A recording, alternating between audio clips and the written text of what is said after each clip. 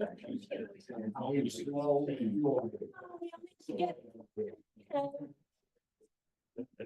whole last book, but it's okay. I have to go in. It's fine. I read and skipped. I was telling the chair of my department today, because I think I told y'all I taught this to our book club and they didn't like it. And so I'm finishing it for the third time and I wanted, so this is something to think about, but I don't want to talk about it, we don't have time. Because I said, this book is genius.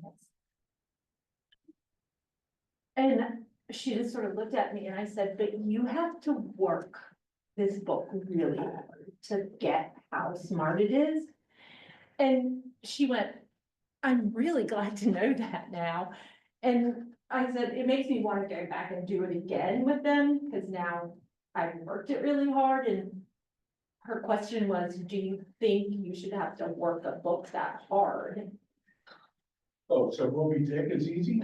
Exactly. Yeah. Well, not only that, but any postmodern novel, you know, I mean, if you really want to. John Le Carre was explicit on that. He said, I want my reader to have to work. Toni Morrison says it too, you know, yeah, absolutely. And Faulkner's easy?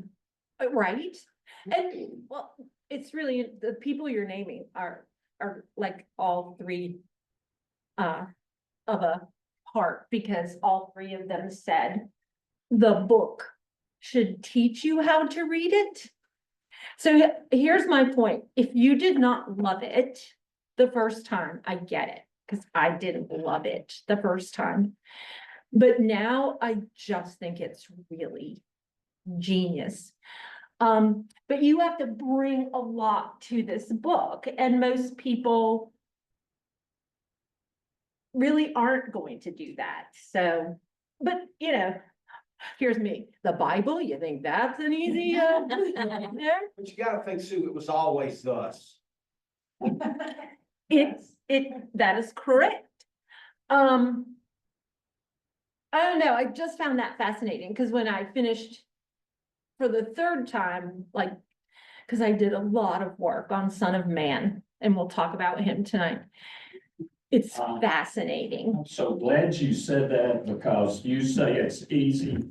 I even did some homework on the Son of Man. You did? Oh, good, you can help me. You probably know more I than don't that. think she said anything was easy, John. I tried hard to help you, but I'm It's- just not getting anywhere, you know? Well, you could start by not misquoting. Oh, really? And when I finished, like, it was like last night, and I went, man, that's really smart. So we gotta make some final decisions. And we ended last week in the low gods chapter. And I want to start there and work our way through, and then really spend some time on the last love and the call out / epilogue, to try to kind of see what our takeaways are from this novel, but also because we haven't worked Son of Man yet. And he doesn't really appear in the novel, at least in person, until the Marble chapter. So we've been getting these little nuggets, but now we have to grapple with this figure. And if we go back, I'm going to start on 3:14. And we were talking about this quite a bit last week. The ways in which he's working in and out of so many traditions.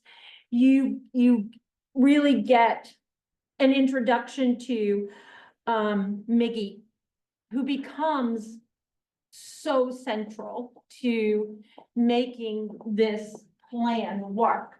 And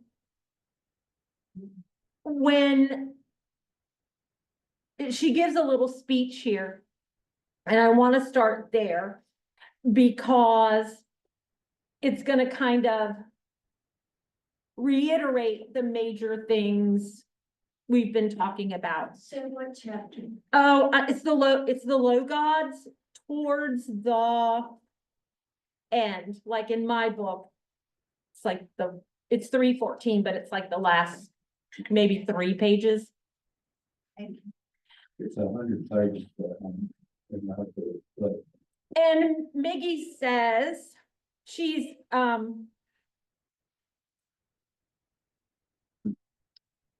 telling the fortunes, and Paper says, how are you making any money if this is your work? And she says, this isn't my work. And she says, like telling fortunes, and Miggy says, I'm an oracle.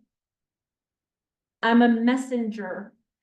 God's word comes to me when I dance, and I give his answers to people who ask.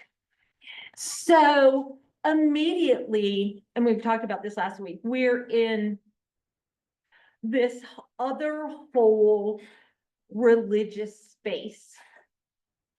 And we've gone from all of this stuff about the Jewish tradition and all of this stuff in the Christian tradition.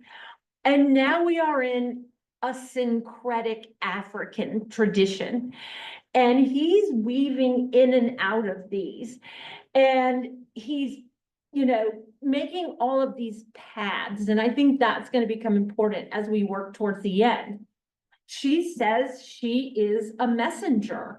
God's word comes to me when I dance. And that's a very old African tradition of water dancing, or the dancing that we learn about at the end.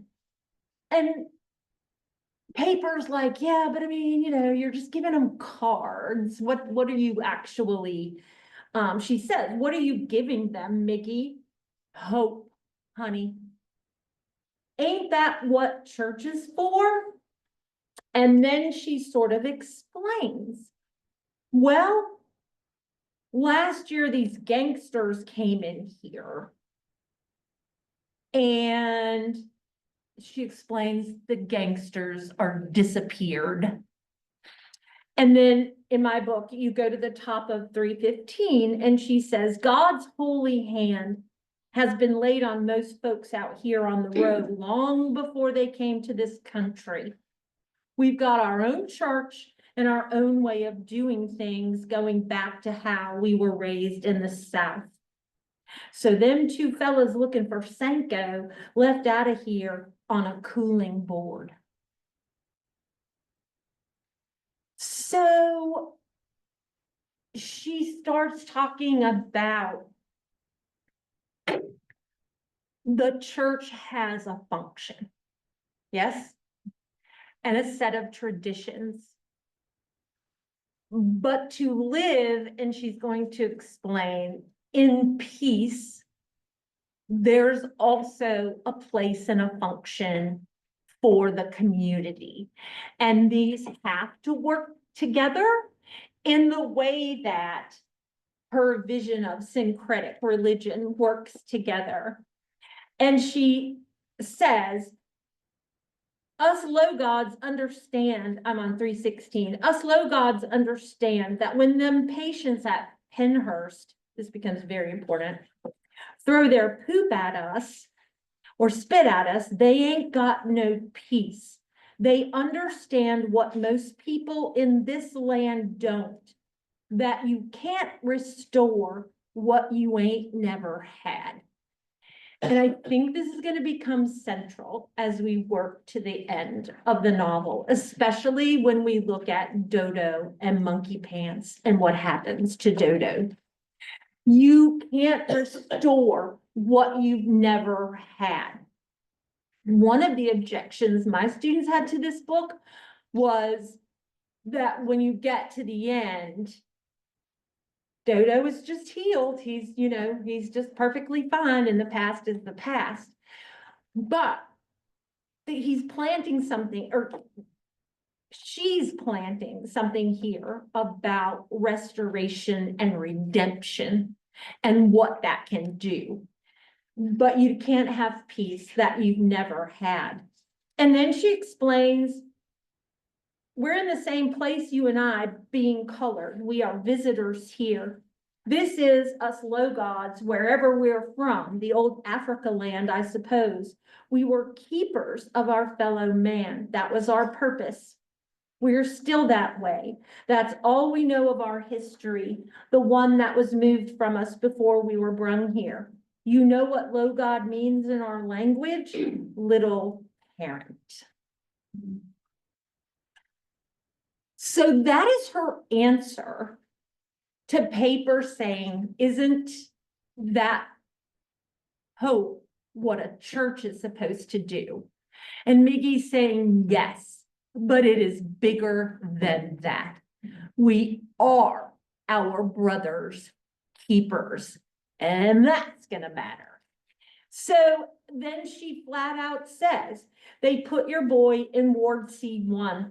That's not an easy place. It's for what they call the lower functions, the ones they reckon can't feed themselves and such. We've got a low god in there. Well, he's from the row. Let me put it that way. He used to be one of us, but he's gone astray. This is going to become important. He got himself into a tight round here, so he don't come around here no more, for we don't want him. He's unjust and twisted. That's why he lives up there at Pinhurst. And we know she's referring to, she looked down on the card in her hand, paper does, it bore 3 words, Son of Man. Okay, hold on, I'm gonna get to that. Then I think then you've got this weird chapter about the auntie's house and their parade, right? And how all the white people are involved in that, and it's all confusion and congestion. And you're going, well, what's that's another one of those kind of inset chapters, but we know that's going to become important in terms of the paths that these people are making and the connections that are happening in order to get this child out of this place. Do you get it? So even though it might seem like a distraction, I think that's the point. Does that make sense? Then we get to the marble, and we are introduced to Son of Man for the first time. Ward C1, I'm on chapter 21, the marble. It's 337 in my book. Ward C1 has 3 shifts of attendance, and they seem to change constantly. So it was a full 5 weeks before Dodo first saw Son of Man. And if you turn the page, or if you can find the chapter that begins their communication. In this time of convalescence, Monkey Pants and Dodo learned to communicate. He learned how to talk to Monkey Pants. Their communication was helped by his near deafness. He could hear very little. Thus, his attention was not disrupted by the spine-curdling noises of the ward. And they work out a code. Does this make sense to you? And it takes forever. Yes?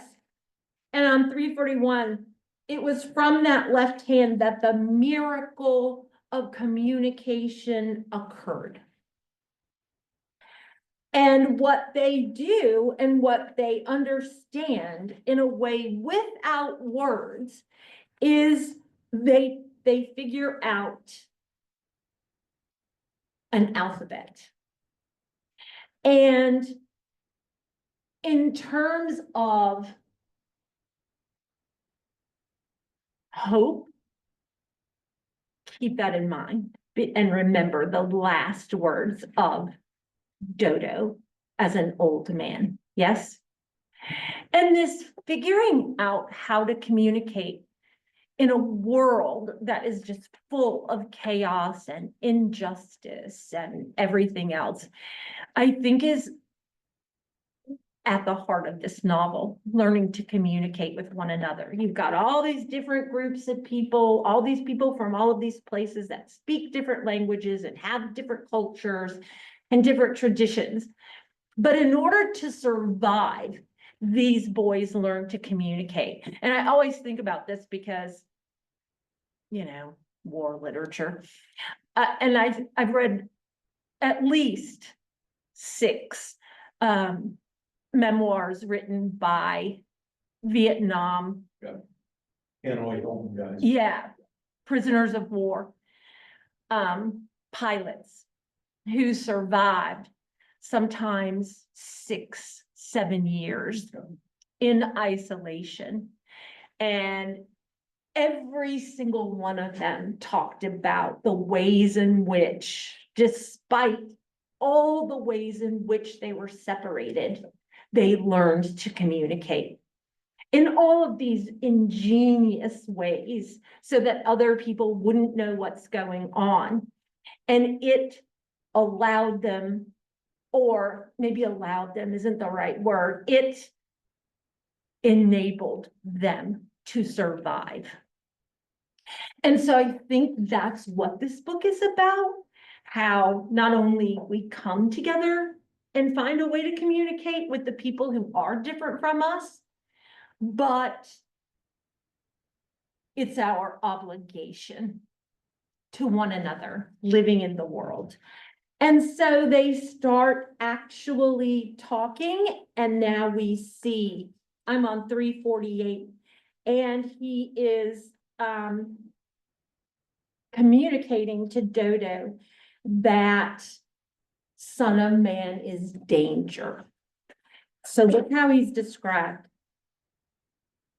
Dodo looked behind him as a shadow crossed the window and blocked the barren light for a moment, then moved past the edge of his crib to the foot. Dodo glanced at Monkey Pants, but he turned away and his knees strode up toward his face. Dodo looked down at the foot of his crib to see a slim, dark figure standing there, staring. He was a tall, black man, handsome, with deep brown skin and a long mark on his forehead from an old wound of some type. His deep-set eyes were calm, but there was something behind them, a muted wildness and thirst that awakened a terrible fright in Dodo. So, Monkey Pants spells out, Son of Man, bad, bad, very. All right, let's talk about Son of Man. John Bailey, what'd you come up with? This morning, you know, I'm a biblical scholar and I read my Bible with great regularity almost every day. Thank goodness. Yeah, so just that. But I just happen to be with a group who also claim to be somewhat scholarly about the Bible. And they will refute that if you spend any time with them, you know they're not really at all. But they got me. And today we read Luke 9. Okay. If you go to Luke 9, Mm-hmm. you will find that Jesus refers to himself 2 or 3 times as Son of Man. And we didn't talk much about that this morning, but we did mention it. And so if you look Son of Man up, and I do happen to have several Bible commentaries, and I looked at 2 of them, and one of them didn't even address the concept. But the other one did kind of refer to those Luke references, and then about Elijah is referred to in the Old Testament, we call it, as the Son of Man. But to say that it's explicit what the Bible means by that would be wrong. Good. Generally, we Christians have taken that to mean Jesus is the Son of Man. Yes, But whether that's right or not is subject to debate. very And good. certainly it is subject to debate in the way James McBride presents Son of Man to us. So that's really all I picked up. And I'll see what Guy says, but like I went hard on Son of Man, like hard. Because it was upsetting to you. Yeah. Disrespectful. So watch this. Which I totally got, because I was raised in a tradition that always interpreted Son of Man as Christ. And so it would be. Well, my daddy would say it was blasphemous is what it was. And so I started pushing in and doing research, and here's what I've come up with. So for a billion years, not really, no one can agree what it means. Right. That they have Christians and Jews have grappled with these three words for thousands of years, trying to figure out what does this collection of three words mean within the context. And I can't remember, and I don't have time for this, but it's like, it's mentioned 80 something times in the New Testament and 100 and something times in the Old Testament. So does it change depending on context? Or does it change depending on translation? The Greek, the Hebrew, the whatever. And no one to this day has agreed what these three words mean together. They seem to go two or three ways. One is, and John Bailey's dead on, like most Protestant Christian traditions believe it's a reference to Christ and his going from Godhead to human form back, right? And this connection that he has with humanity. But others, especially the Hebrew, the Jewish tradition, believe Son of Man simply means human beings. All of us, just human beings. Others argue it means sons of Adam. So watch how this works. Everything as it's presented about Son of Man in this text makes him a devil archetype. Even that the way he appears as a shadow figure, or this dark figure that blots out the sun, is both African American folklore, but also sort of archetypal devil description. And then, of course, we know, as Miggy points out, he is as corrupted and twisted as just about any human being we can consider. Do I think he is a Christ figure? No, I do not. So that's when you have to go, okay, if McBride is trying to make a point about the ways in which maybe we need to step back out of our safe tradition spot and think about all the other ways in which people interpret the world, maybe there's a path for us to come together. So first mention of Son of Man, once we get to Penhurst, is this shadow figure that's evil. Then we learn that he's actually quite handsome, but that he has a mark. Who's that? Yes, sons of Adam. And Cain is the fallen man's son, but the one who introduces violence and a twisted sort of jealousy and corruption and violence that we are all descended from. In the Jewish tradition, it means a human, which is one of the scariest prospects of all time, yes? Because the suggestion is, if it just means a person, there's something so scary about the things that might live in all of us. Do you get what I mean? Yeah. And this becomes so important when we move, and I'm going to get there in a minute, to the last love section. Because what we watch is just, I mean, he's a pedophile.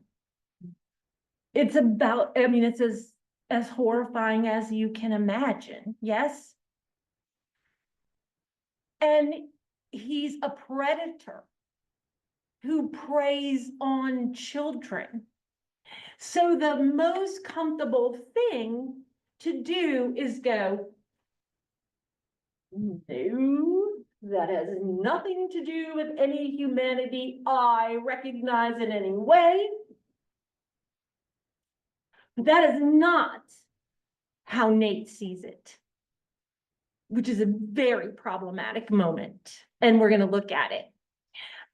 I think if you are able to kind of think about this term or phrase in a way beyond how you've inherited it, it opens this book wide open.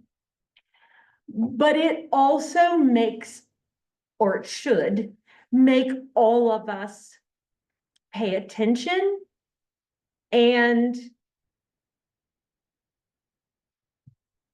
I don't know if it's an indictment. Isn't there another possibility for a person who uses that name to identify himself?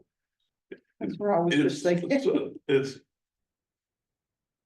is someone who would be willing to make a profane use of something that we identify with Christ.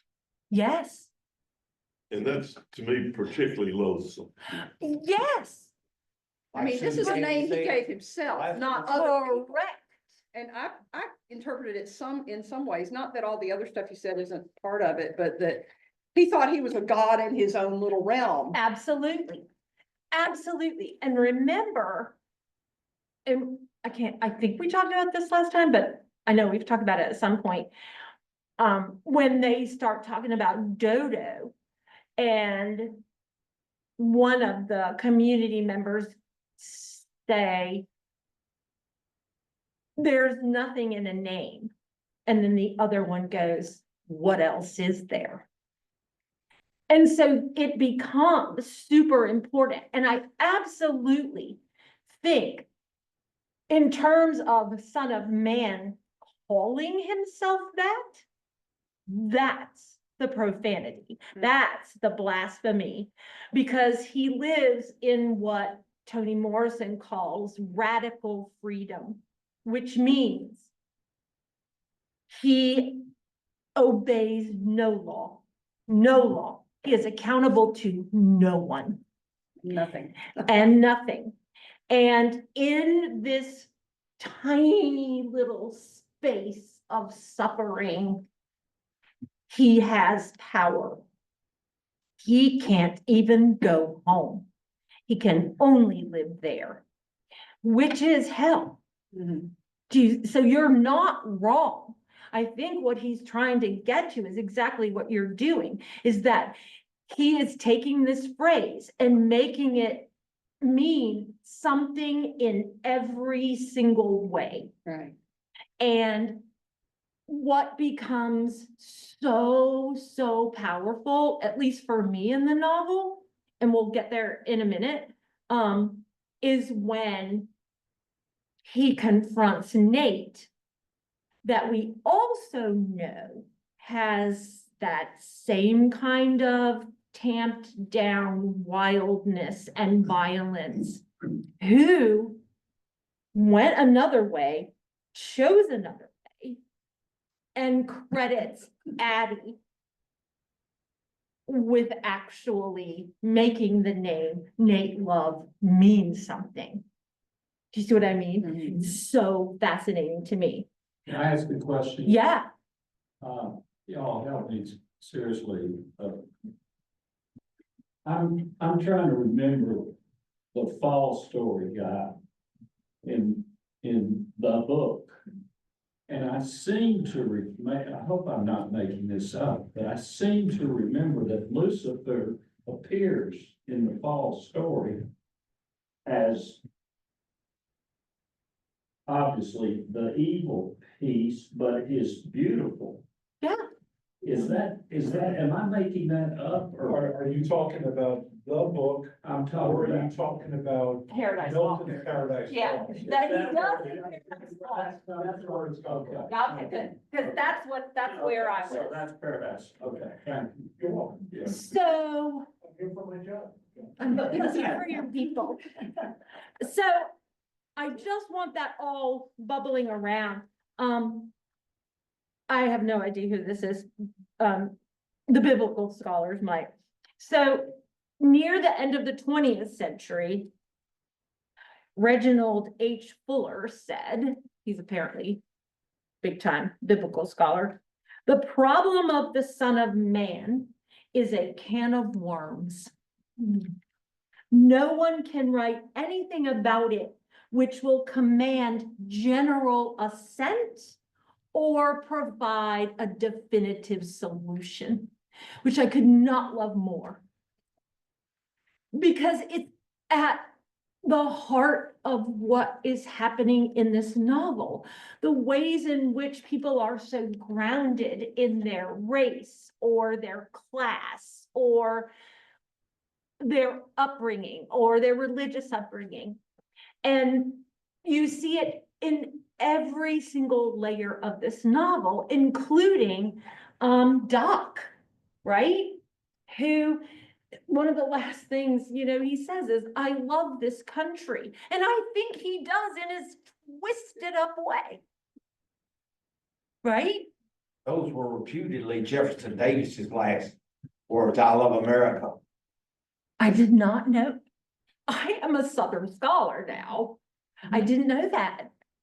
I believe I that. know I read that somewhere. Milton, Paradise Lost. That's right, Paradise Lost. So I do want to point out, because I think it's worth, there are two other chapters that deserve attention. But I also want to point out, you keep getting these chapters like Bernice's Bible. And what you're watching is, and then of course, Doc owes, no, not Doc, but the other guy owes this gangster money. And then you have this mix up of uniforms and this is what makes students crazy. That's why they're going, what was happening? But if you are paying attention, all of these things, all of these disparate parts, maybe this is the jazz thing, all of these disparate parts have to come together for this plan to work. It's the perfect storm. It, like Isaac is doing his part and Moshe is doing his part and so is doing his part. But I can see how as a young reader, not us, could be going, where is, what, like, who cares, right? But then you get this beautiful chapter, Duck Boy, which I think is fabulous, where Miggy comes over for the pie. Do you remember that chapter? It is brilliant. And she comes into she's going to Paper's house for some sweet potato pie. And you watch the way in which this time she appears in her Penhurst uniform instead of the conjure woman. And in this really slow, circular, obscure way, she lays out the exact plan on how this The way child. she does it is in a way that she can't get in trouble for because. Correct. she's telling you Plausible about- deniability. Yeah. Yes. Telling you what I do. And she gives this very clear explanation of why she's doing it this way. Because, and that's when we come back to the justice question, because she does this thing about law and how, no offense, anyone, how laws work, and that there's a difference between human laws, white people's laws, the people who have power and their laws, and maybe justice or divine law. And she makes all of this very clear. I'm on 382 in Duck Boys, chapter 24. It's just a couple of pages in. Because everybody's going, girl, what are you talking about? And she says, now there's man. She goes, I'm here to eat pie. I'm just here to eat some pie. And then she says, now there's man's understanding and there's women's understanding. So now we have a whole new playing field. There's white folks' understanding and Negroes' understanding. And then there is just plain wisdom. Every child that breathes their first on this earth will drive their fist through the air and strike nothing. But all children are born with will. All children. I was not a particularly willful child, nor a particularly smart one. I was raised on the row, I'm a low God. We were raised to believe that for any child to be righteous, it must have a love of those things which bring knowledge. An unjust parent will raise an unjust child who is a snare to righteousness. And then she's talking about a family she worked for. And then she goes through all of this description of Penhurst, and she starts kind of making marks in the pie. And nobody's quite sure what she's talking about. And then they kind of start to catch on and go, well, can you tell us about the children in your life? And so you begin to watch this almost call and response tradition, which is both a religious and storytelling tradition in African American culture, where they now are sort of moving her along. And she explains, I'm on 389. Now, I know this fella, this attendance knowed him well, and he's rough work. You watch yourself. I'm watching you. Remember, I tell futures, and your future ain't bright. This fella made it hell for me down there. He was a low God, see? One of us. Son of man, one of us. I knowed him from the time he was a boy. He was a grown man now, a big, strong fella, calls himself son of man. I won't bother to call out his real name, for it's a blight to his parents and a shame to them. But his mind is twisted. He made it hell for me down there. And then she explains he's a walking witch. Got nerve enough to call himself son of man. son of the devil is what he is. Are you coming home? Nate looked at Addie. I am home. So then she draws a map about the tunnel system that is rarely, if ever, used. And Fatty is the best audience because he keeps going, what are you talking about? And finally, he says, why are you wasting air talking on him? And this is her answer, because of eggs. And we're all going, what?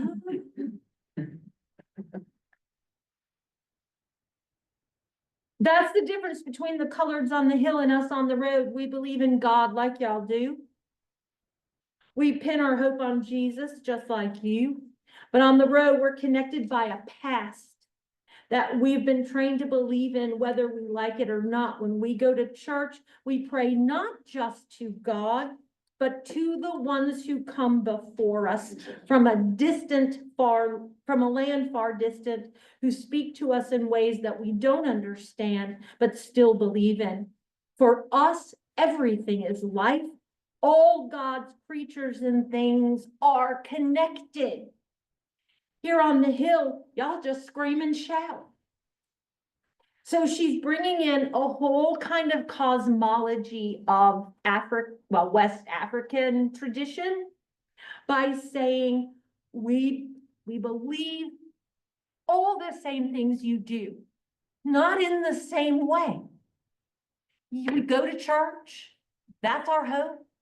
We believe in Jesus, but we also believe there's spirit in everything, animate and inanimate. And we also believe in ancestry. And we believe in things we don't understand. And so she is giving that all to them. So there's your plan. The finger is one of the most beautiful chapters ever. And in this chapter, you watch the way in which Nate really struggles to go because it's so hard. And in the finger, we watch Monkey Pants. I don't tear up. It's so hard. Monkey Pants and Dodo get into their contest about holding on. And I'm on 427 in the finger. This is sort of like the early part of the chapter. When Son of Man appeared, the room snapped to attention. Several patients avoided him, but most, especially the more able ones, gathered round him. He towered over them all in his white uniform, an ebony Messiah, exuding power, standing over the flock of society's tossaways who drifted about him as he moved, an entourage following Moses. See how this is all coming together? And you watch these boys tap out, touch my finger, and they get into this long little contest.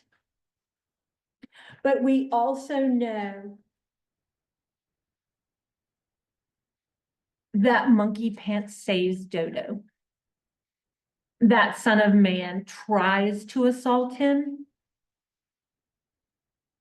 and Monkey Pants throws the feces. The boy with no peace is a boy of peace. Do you get that? It's so good. And that chapter ends with, but the rest of Monkey Pants, his finger still extended in friendship and solidarity, but the rest of Monkey Pants was gone. So these boys who are committed to this place, who are so utterly different physically, racially, traditionally, figure out a way not just to communicate,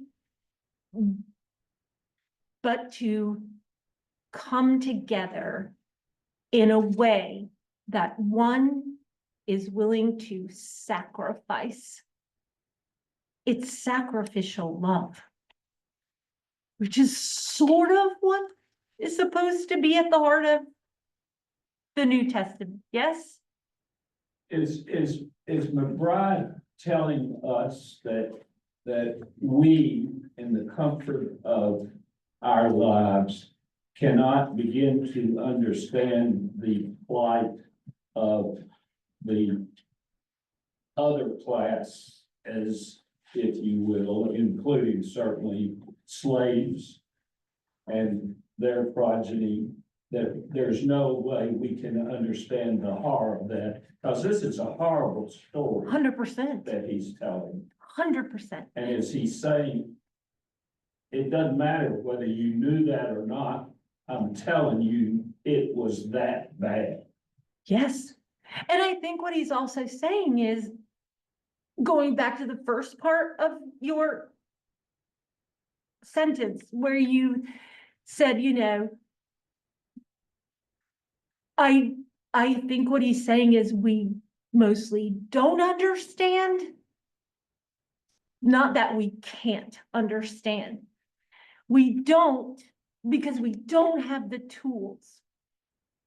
And that goes to people of other races, people of other ethnicities, people of other religions. But if we tried, we could do it. But it is hard. We could It- do what? We could communicate and understand, but it's so hard. I mean, this is the third time I've read this book and finally started getting it. So then you go, well, the real truth of it is, quite frankly, I have a number of degrees and know nothing really about Italian heritage. I know about American immigration, but quite frankly, I really don't. I'd have to do so much work. I know a lot about African American tradition because I do Southern. So I've studied it for, 30 years. So I know a lot and I get a lot of that. But I got almost butt kiss on Jewish tradition. P.S. We just don't really talk about that in the Baptist world. I didn't grow up in it, around it. I took Bible class in college. How can I had to call Katie Rosenson. She had to explain, she had to walk me through a lot of it. And then I did research. Y'all, that's so much work just to try to understand a book. Other human beings? Because he's saying so much about human beings. And he's saying so much about America and so much about what separates us, when at the heart of our existence, this should be our goal. To try to understand the people not like you. And that it's not just a desire, it's an obligation. It's a Christian obligation. Like in that Charles Dickens store where Marley meets up with Scrooge. It says mankind was my business.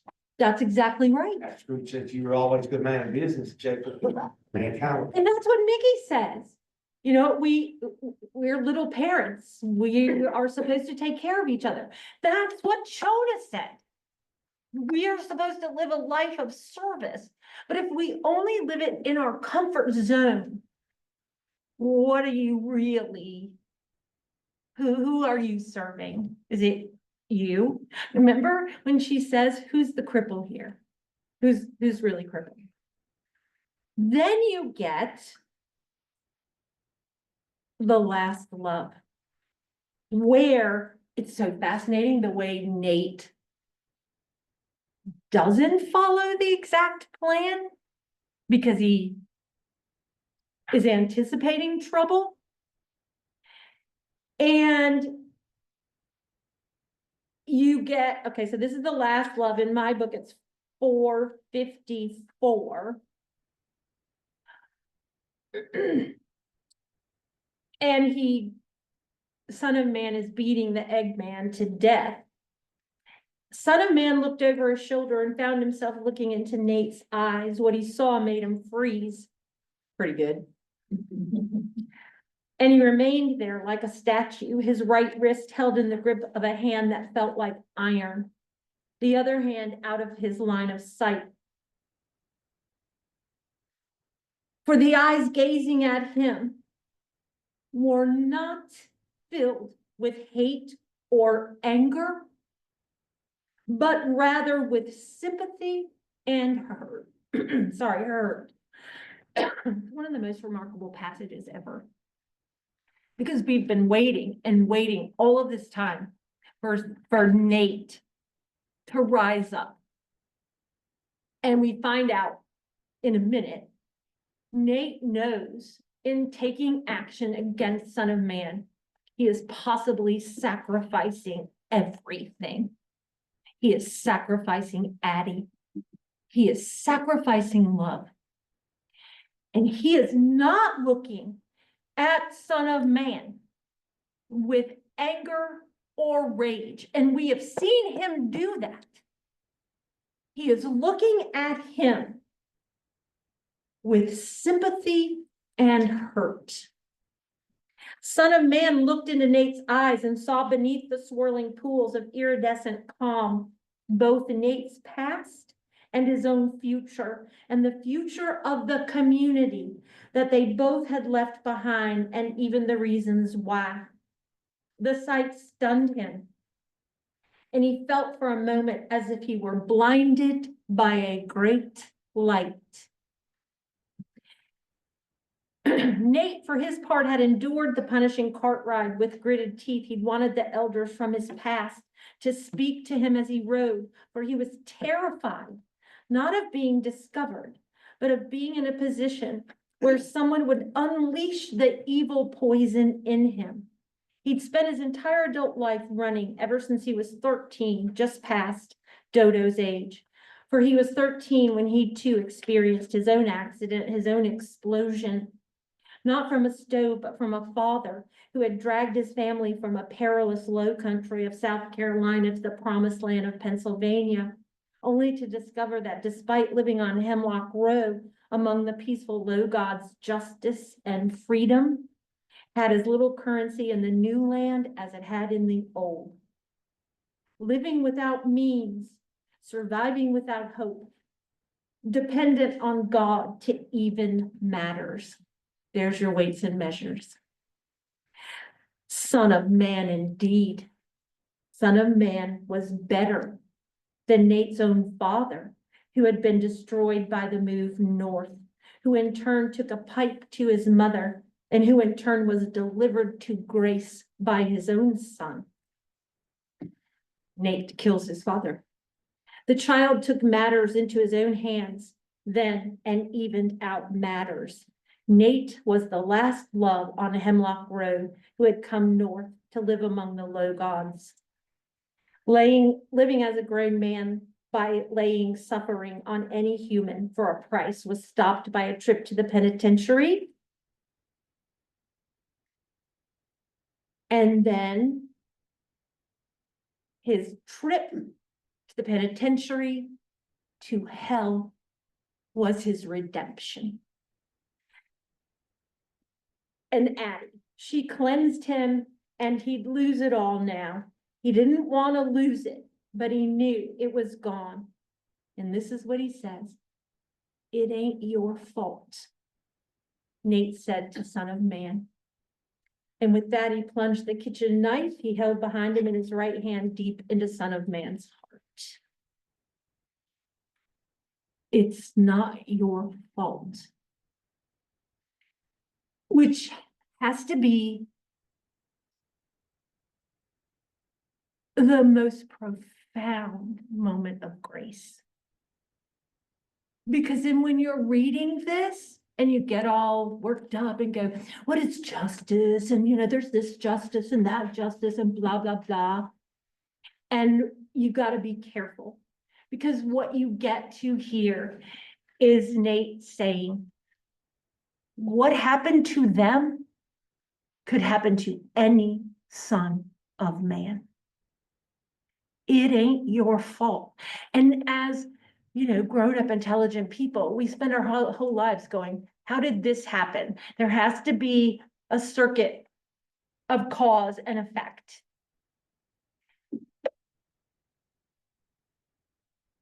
Well, we're lucky. And Nate doesn't look at him with hatred and rage. He looks at him with love and sympathy because he knows him.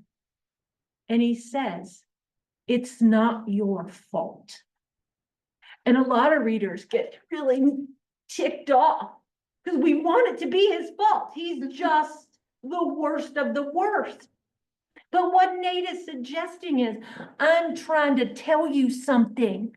This could happen to anyone, depending on who you are, where you grow up, who your parents are, what race you are,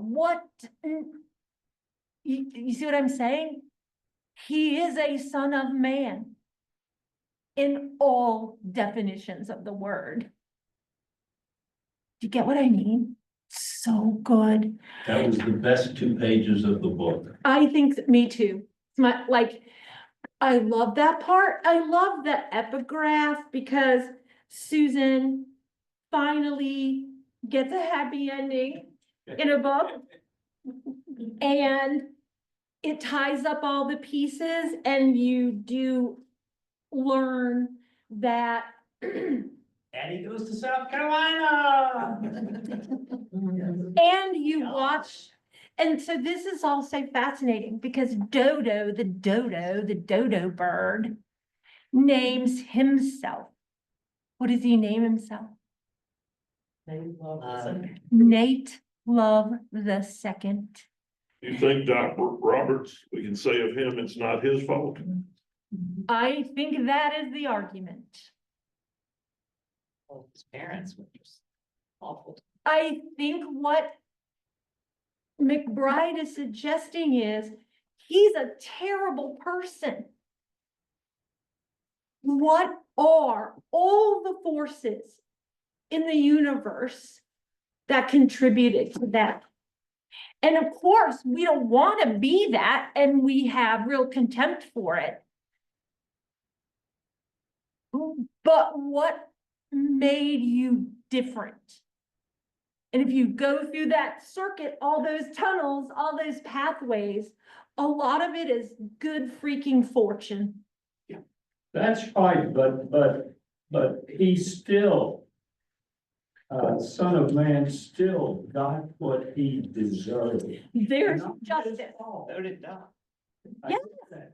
That's a different, That's a hard connection for me to swallow. what connection? The death, the murder of son of man. That the hangman had some empathy. I'm I'm not arguing. no, not that, but that the hangman has to drop him through the trap door. That issue. Why is that hard? Do you think it was justice? That's. In traditional notions of justice, I know. yes, I know. but everything we've been saying is. That McBride is presenting Yes. that the traditional notions of justice don't work. There's no redemption. Correct. I just. You're 100% right. Go back to the beginning of the book. When the storm comes and washes everything away, and what does he say the kind of justice is that's there? What happens when everything gets washed away? No story for man to follow, but God's justice Yes. has been done, and here, God's justice has been done. Here, and that's where all of this comes together. And I agree with you so much. That's why I think it's brilliant. Because I wish this was clean, but it is not clean. And what I mean is, in a traditional sense, most of us are gonna go, that is exactly justice right there. And what McBride is trying to push, which is really hard, is it? What definition of justice are you using here? Because if we are going to think about justice in a traditional weights and measures kind of way, Well, who's tradition? exactly. Tradition, are we talking about man's justice tradition? Nature's justice? Well, but then you also have to go back and go, the ways in which both Nate and Son of Man were brought into the world and the things that happened to them and the choices that they made. Were their lives just? I gotta stay with this one more level. The way I understand our faith collectively Okay, is that, so are you talking about divine justice? I'm gonna get there. Okay, Is that my understanding of it is that grace trumps justice, okay, and it doesn't in this Indian. okay. But, That's my understanding of theology. God's justice is meaningless to me. well, I don't know if it's meaningless as much as it's not, you can't, how are you gonna, how do you understand it? I've been told since I was born, this is what this book says, these are the rules, these are the laws, this is what justice is, this is what God wants, this is what God says. It's Flannery O'Connor. This is the mystery. How can we articulate God's justice? I do agree with you. We articulate it in the context of God's grace. Okay, Is the so- only way we can articulate. So are you saying there's no grace because Son of Man is killed? Because I see grace trumping justice in this with Nate, what happens with Nate and Milkman Dodo eventually, that they. Oh, no, that's just some kind of expiation. I something dirty. Pollyanna talking. That's the end of the book. I I mean, also think there's a real conversation about whether Nate's killing him, communicating sympathy and understanding is an act of grace. Absolutely. Yeah, Is he Yeah, putting and it's Son of Man out recognized of his misery? by the Son of Man. Well, I think you can look at it as either he's leveling justice. Okay. Son of Man has no future. We already know he's sort of being drummed out of Pennhurst, that he's been exposed. And he can't go home. So all that is left for him is to live the life that Nate lived before he goes to the penitentiary. And he sees someone, and Miggy makes it clear, who has been so twisted. And how he becomes twisted, we could fight about all day, like, are those environmental things? Is it racial? Is it America? Is it mental illness? All of those factors create Son of Man. I think there is an argument to be made, you don't have to buy it, that he's not being executed by Nate Love, the man with uncontrolled darkness and rage. He is seeing in him and trying to communicate love and sympathy. And he doesn't say, die, you devil. yeah, he says He it's not your says, fault. It's not your fault. I think there is an argument that that's an attempt at grace. Now, does he get And- grace from God? I do not know. And when he does it, he thinks Nate thinks he's sacrificing everything. Yeah. Everything. I mean, he says, this is it for me. This is I'm the last love. Yeah. And my God, the love he has for his wife that he knows in that moment. I think you're right. But- No But I'm sense willing that to he's, sacrifice it for this greater good. yeah, he doesn't say do it like out of anger or hatred or Mhm. anything, you Yeah. know, he does it out of, in a sacrificial way. I agree. For me, best chapter in the book. What you do with it, you know, is interpretation. And then you can decide, because I think most people get to the epilogue. And then that sort of afterwards where you find out that Moshe gives the land to Is create. that where your 30-something students voted Yeah. to need? Yeah, they don't. I liked it. They also felt it Do you was six too pack? sentimental and. Well, do you think, Oh, do you think boy. this Maybe makes, let's wrap it all up in a nice neat little bow, you know? Yeah. That's a little- Gets everything back. Yeah. think Which that- one part? No, The rest of That's the- not, that's not the part I like. All right, let Susan tell us this. do you think McBride just got tired of the project and? No, I think he put it right where he wanted it. Okay. And then, like, okay, if it were Faulkner, he would have ended there. Yeah. But I think what McBride is also trying to show is that even in this act, which according to, I don't know, human law is an act of murder, premeditated murder. That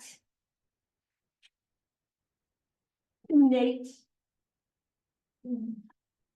is granted grace. He takes that boy, they live a life.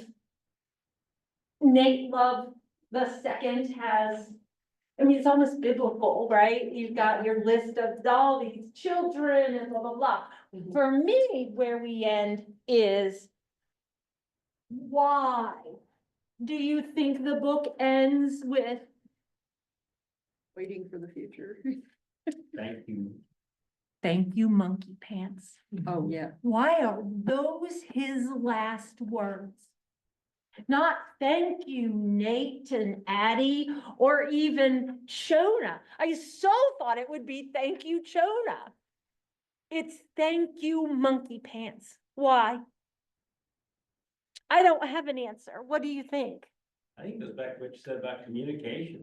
And they start this place and Kept it alive. keeping it safe. It was sacrificial love. Yeah, because he sacrificed himself. And that's about as New Testament as it gets. Do you see what I mean? I mean, monkey pants spends all of those hours keeping the circuit closed, right, between them until the threat appears. And in his action, he's so exhausted, he sacrifices himself so that Dodo/Nate Love II has a shot at the life he gets at the end. I love that it ends with thank you, monkey pants, but I so thought it was gonna be thank you, Chona. I was really surprised, but I think it's exactly right. Yeah, but it was the crisis point. Yes, Monkey Pants was at the crisis point. yes. Well, he would not have survived without No, monkey pants. Well, he wouldn't have survived without any of them, but they weren't it wasn't such a defined point. Right, 100%. This is a pretty good book, y'all. But I thought the chapter, the waiting for the future in between that was sort of annoying. You know, I mean, that was another wrap it all up in a nice little bow with justice for Doc, you know? Yeah, I think it's curious. Yeah, but I thought that was sort of I think, I mean, it explained all the uniform stuff and all the well fixing thing and, you and know. all, It but was I, the end of that. I in the hear you. Story, but it still seemed kind of like unnecessary, all of that seemed unnecessary in okay, some way. here's what I think Okay. he's trying to do. so much of what he's been doing from the beginning is just moving this way, but then also going in all of these other directions. Because all of those connections and tunnels are absolutely vital to the point. I think as regular readers who want a story to work a certain way, we don't like that. It's like watching Miggy make those lines in pies, right? We're fatty going, woman, what?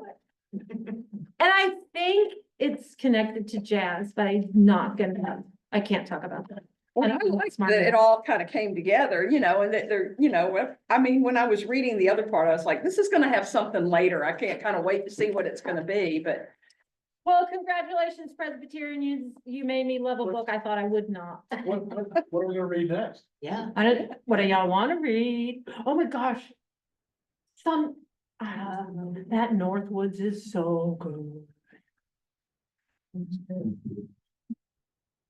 Here's the other thing we have to think about. Are you gonna be on sabbatical this fall? No, but I have a Wednesday. Oh, Can we do maybe late summer? What is that Northwoods? I think I read that and didn't like it at all. Oh my God. It's so good. Is it called that? No, it's called Northwoods. Did last fall. I think I've heard about it. I haven't. Huh? Sue mentioned it last fall. Yeah. It just follows, Hank will love it, because finally, it goes all the way back to the Puritans and follows kind of the history of this house. It's so yummy, but you know, we'll toss some ideas around, it'll be fun. I really am so grateful, because if I hadn't worked this book with y'all, I would have been telling people, "Bleh, it's fine." So, Third time. thank you. it was really great to have him come to town too. Yeah, To put that into context. yeah. And get to know him. I mean, that was terrific. So gotta think about putting on this, figuring out a time in the summer we can work for in. See if you can work me. Yeah, what time, when does school start back? End of August. So we need to do it like before then.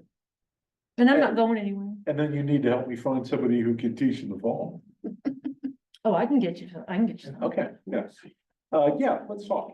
Yeah. That'd be easy peasy. 100%. I've never had a Wednesday night class ever in my life, and it was a thing where, well, no one else could teach it. Do one in the summer. We're not here. Zoom it. Yeah, you be soon. There's a reason to do it, so. I never go anywhere. Well, we can all go to the mountains. Yeah, we could do it up at, some, we could do it at some little shack in North Carolina. I mean, Do it every night for a week. John, from what I understand, your place is big enough to host us all, so that shouldn't be a problem. We'd love to do Yeah, it. yeah. We'd love to do it. Well, I love y'all, so thank you for everything I love. We'll figure out something. I didn't know.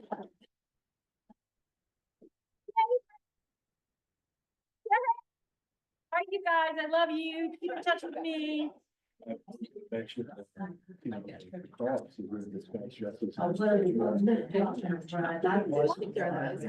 exactly Yeah, it. yeah, I mean, that's, and so it's some of the. Different kinds. You know. I got all of these that, at- and that's, you know, working. Yeah.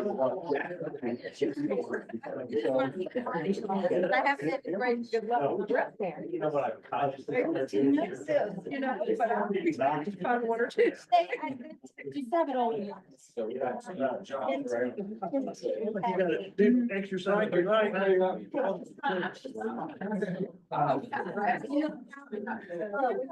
Here's all.